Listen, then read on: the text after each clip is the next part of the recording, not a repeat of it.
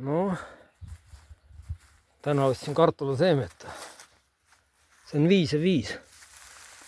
Ja siin on 2,5 kilo. 2,5. Jule. Need ostsin Türi sealt putkast. Siblat on ka natuke järgi. Esimese vao ma sain üksi kuidagi valmis. Siin rehaga ka veel tööriistad. Põldu jääb järgi vist.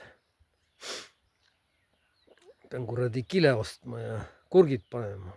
Herned ja peet ja porgand. Rohkem ma ei pane. Teine kuradi põldu jupp on mul ka veel. Siin. See vist ma ei panegi midagi siia. Ma ei söö nii palju ja see las seisab. See on freesiga teda lasta.